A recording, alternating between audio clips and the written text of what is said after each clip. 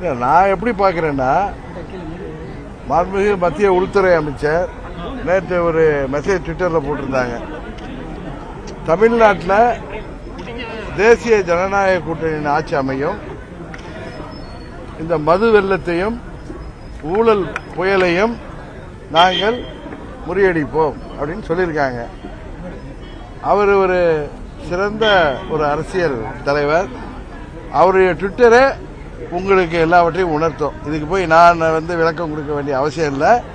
நான் திரும்ப திரும்ப சொல்கிறேன், அம்மாவின் தொண்டர்கள் அனைவரும் ஓர் அணியில் இணைந்து தேசிய ஜனநாயக கூட்டணி வலுப்படுத்துவதன் மூலம் தமிழ்நாட்டு மக்களை வாட்டி வைத்துக் கொண்டிருக்கின்ற தீய சக்தி திமுகவை வீழ்த்த முடியும் என்பதுதான் நான் திரும்ப திரும்ப அம்மாவின் தொண்டர்களுக்கு சொல்வது. அதை இன்றைக்கும் சொல்கிறேன். 2026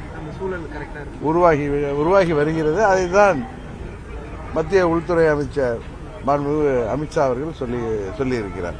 தமிழ்நாட்டில் தொடர்ந்து குற்றச்சம்பவங்கள் நடந்துகிட்டே இருக்கு. தமிழ்நாட்டில் சட்டம் ஒழுங்கு சந்திச்சிருக்கிறது.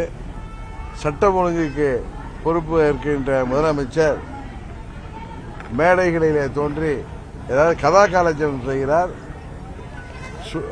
தற்புகழ்ச்சி தான் செய்து கொண்டிருக்கிறார். அதற்கெல்லாம் 26 சட்டமன்ற பொதுத் தேர்தல் தமிழ்நாட்டு மக்கள் அந்த தேர்தலில் நல்ல முடிவை தெரிவிப்பார்கள் என்று நம்புகிறோம்.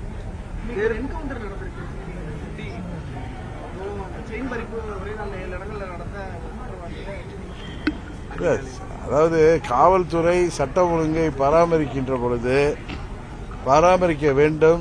இன்றைக்கு போதை மருந்து புழக்கம், அதுபோல கூலிப்படைகள் 5000த்திற்கும் 10,000த்திற்கும் கொலை செய்கின்ற அளவிற்கு இன்றைக்கு கூலிப்படைகள் உருவாகி இருக்கிறார்கள். இதையெல்லாம் முறியடிக்கும் பொழுது சட்டம் ஒழுங்கை காப்பாற்றுகின்ற காவல்துறை சில நேரங்களில் இதுபோல அசம்பாவிதங்கள் நடப்பது உண்டு. என்றைக்குமே எதுவும் எல்லை மீறாமல் இருப்பதுதான் நல்லது என்பதுதான் அந்த நேரத்தில் சொல்வதை தவிர இதை தாண்டி இந்த நேரத்தில் எதுவும் சொல்வதற்கில்லை.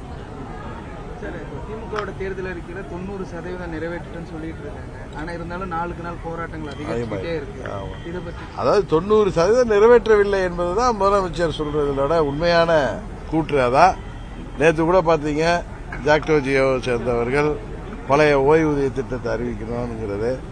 தேர்தல் அறிக்கையில் முதலமைச்சர் ஸ்டாலின் என்னெல்லாம் சொல்லி ஆட்சிக்கு வந்தாரோ, எதையெல்லாம் எதிர்க்கட்சி தலைவராக 4 ஆண்டுகளுக்கு முன்பு பழனிசாமி ஆட்சியில் அவர் போராடினாரோ அதையெல்லாம் மாறி இன்றைக்கு பழனிசாமியை தாண்டி 100 பழனிசாமியாக மக்களை வாட்டி வைத்துக் கொண்டிருக்கிறார்.